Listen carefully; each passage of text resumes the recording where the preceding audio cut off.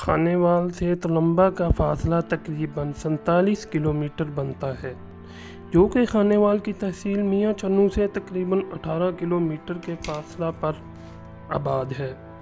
علمی، تہذیبی، دینی، ثقافتی اور تاریخی اہمیت کا حامل یہ قصبہ دریائے راوی کے کنارے صدیوں سے آباد اور مسمار ہوتا رہا۔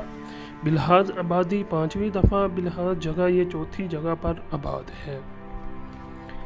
ناظرین، آج ہم آپ کو وزٹ کروائیں گے تلمبہ کے نواحی علاقہ بھیڑ کا، جو کئی صدیاں پہلے غرق ہو گیا تھا۔ یہ غرق کیوں ہوا، یہاں کیا عذاب آیا، یہ خدا ہی جانتا ہے۔ تلمبہ کے نواحی علاقہ مکینوں نے ان اونچوں ٹیلوں کو بھیڑ کا نام دے دیا۔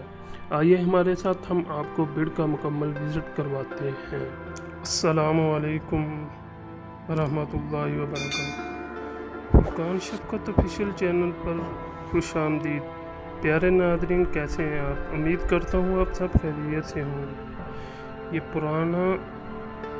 یہ پرانے تلمبہ شہر کی باقیات ہیں، جنہیں بھیڑ تاریخ دانوں کا کہنا تھا کہ تلمبہ ملتان کے قریب ہونے کی وجہ سے جب کوئی بیرونی حملہ آور ملتان پر حملہ آور ہوتا تو وہ پہلے تلمبہ کے قلعہ کو فتح کرتا اور یہاں اپنی فوجوں کو تازہ دم کرنے کے بعد تلمبہ کو روندتے ہوئے ملتان میں داخل ہو جاتا۔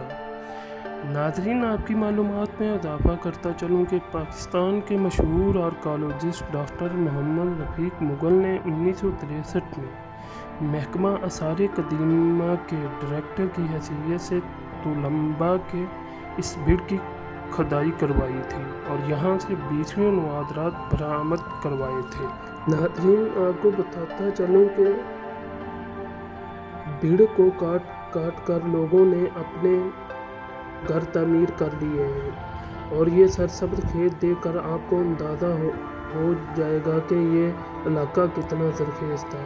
ناظرین، آپ کو بتاتا چلوں کہ اس بھیڑ میں ایک غار موجود ہے جہاں شیر رہا کرتا تھا، جسے بعد میں علاقہ مکینوں اور آرمی کی مدد سے مار دیا گیا تھا۔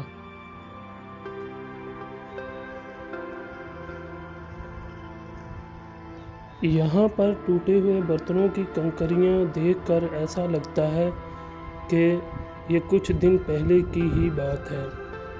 ناظرین، آپ کو بتاتا چلوں کہ یہاں دن میں آنا تو بہت آسان ہے، لیکن جیسے جیسے اندھیرا بڑھتا ہے تو خوف آنے لگتا ہے۔ اس جگہ ایسی غاریں ہیں جنہیں دیکھ کر خوف آنے لگتا ہے۔